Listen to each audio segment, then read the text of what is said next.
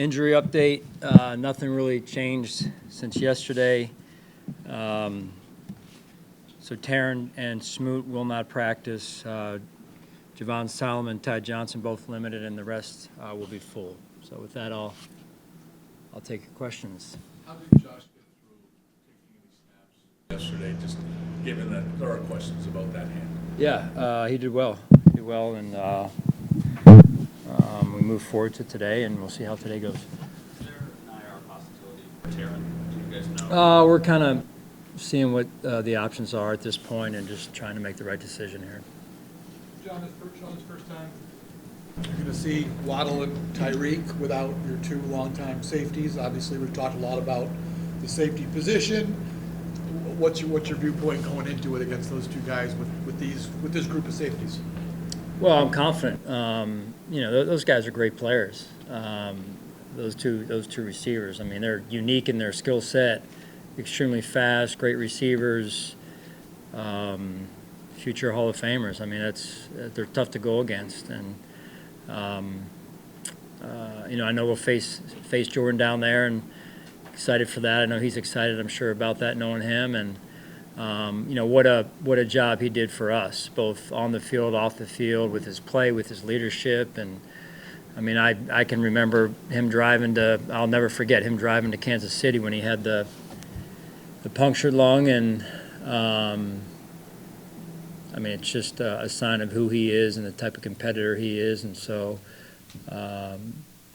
we certainly miss him and his family, but we also we pulled for him too. And it'd be exciting. It'd be a good night for some good competition there.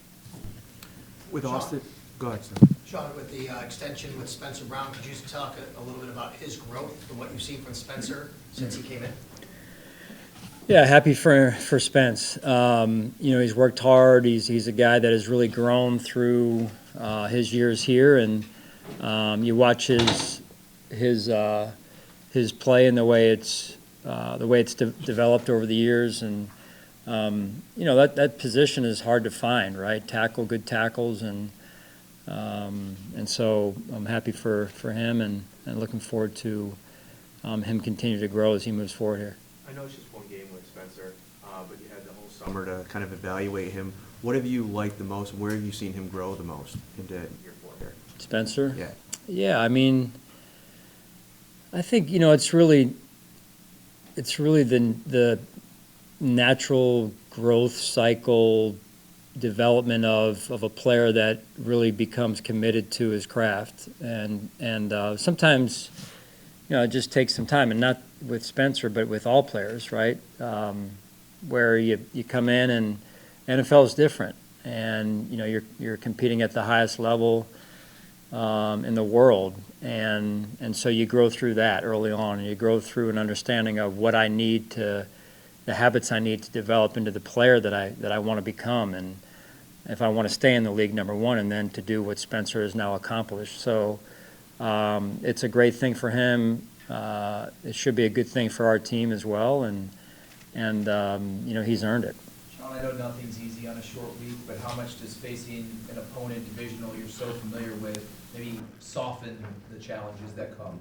Yeah, I mean, we have a ton of respect for them, and they're well coached, very talented, as Sal led off with the receivers, and it extends beyond the two receivers. So it'll be a high level evening right there, and we're looking forward to it. They're very familiar with us. We think we have some familiarity with them. But it's just two good teams going against each other, and we look forward to it. I'm sure they do as well. You said you'd see how practice goes today again with Josh. Is there anything specific you want to see him do out there to know that he's comfortable with that hand, or is it just going through his normal things? Yeah, normal things. Hey, Sean, were you, obviously you won, so it worked. Were you happy with the run-pass breakdown with Joe, the way Joe called the game? Because it was definitely skewed towards the run game. When you look back at it, were you happy with how it was meted out, I guess?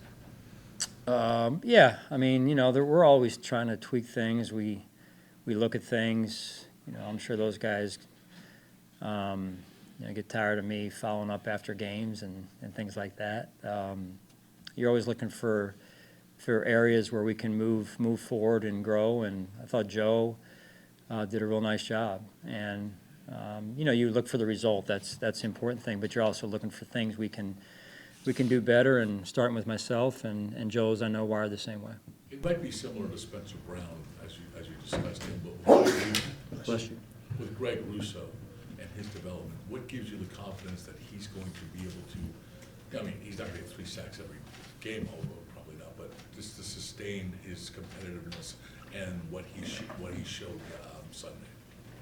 Yeah, so the question is him sustaining that, Yeah, or? just, like, what gives you that confidence to make you believe that he can sustain it this time, now that he's at this point of his career? Yeah, again, growth. I mean, Greg is so conscientious. He's always been that way since we drafted him, and I'm sure even before that, right? And he's a phenomenal person, number one, and a person of high character, and just you watch him grow on the field, you watch him grow off the field, and the way he's developing on the field is impressive, and he's certainly off to a good start. But I think, too, you've got to manage expectations, right? To your point, are you going to get 3 every week?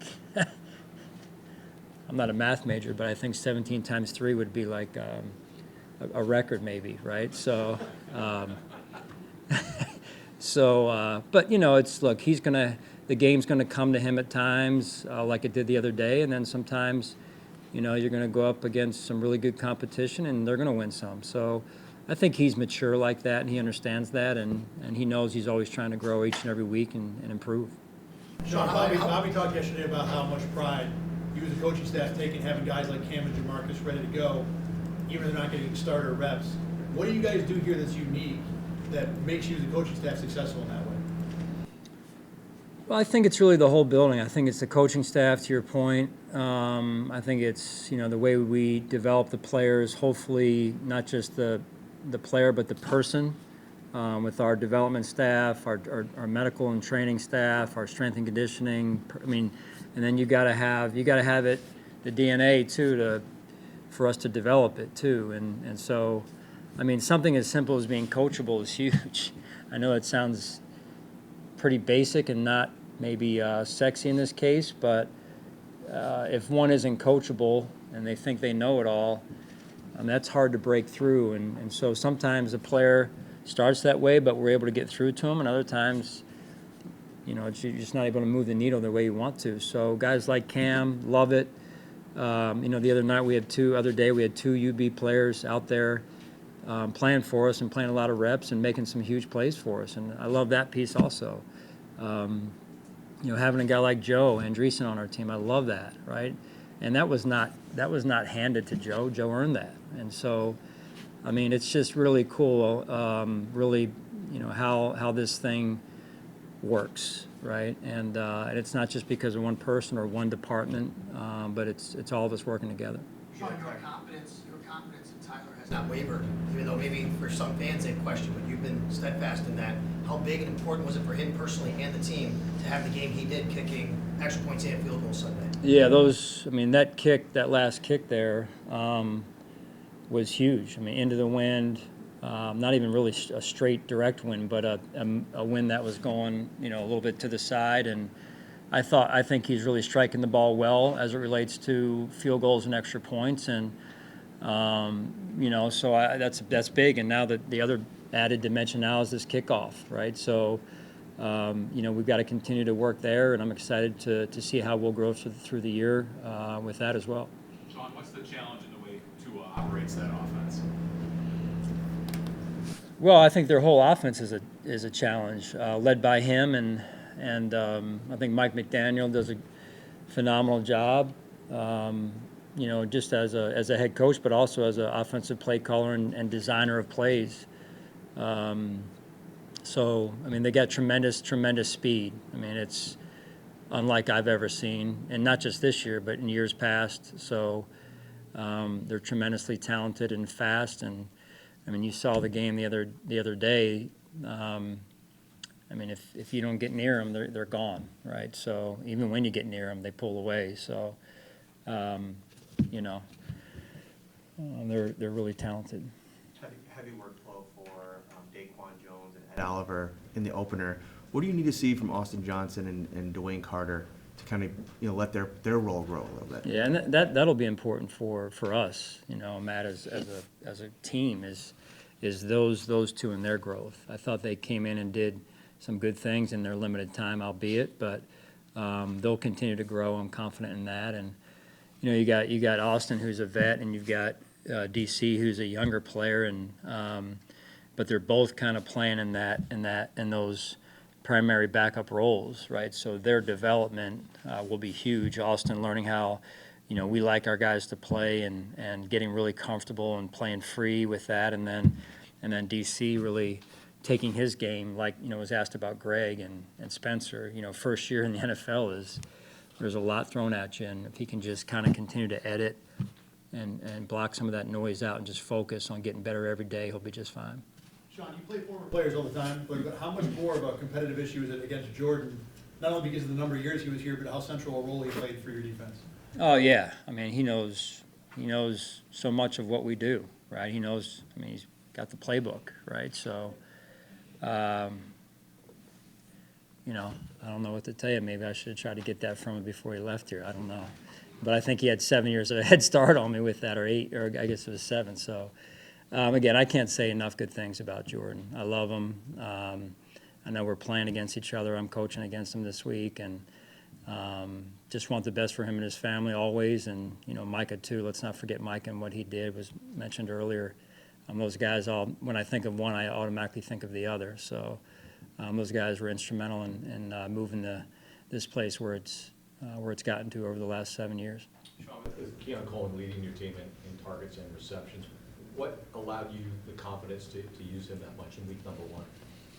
Yeah, I mean, some of it's, just game plan. Some of it's how the game was flowing. Probably a more specific question for Joe, really. But, and then, too, I thought Josh did a phenomenal job of, going through his progression, going through his reads, and going where he needed to go to the open receiver. And I think that was some of it, too, of just the ball naturally finding Keon when Josh was going through his progressions in proper order there. So that's good football, and happy to get Keon off to a good start there and in a rhythm here.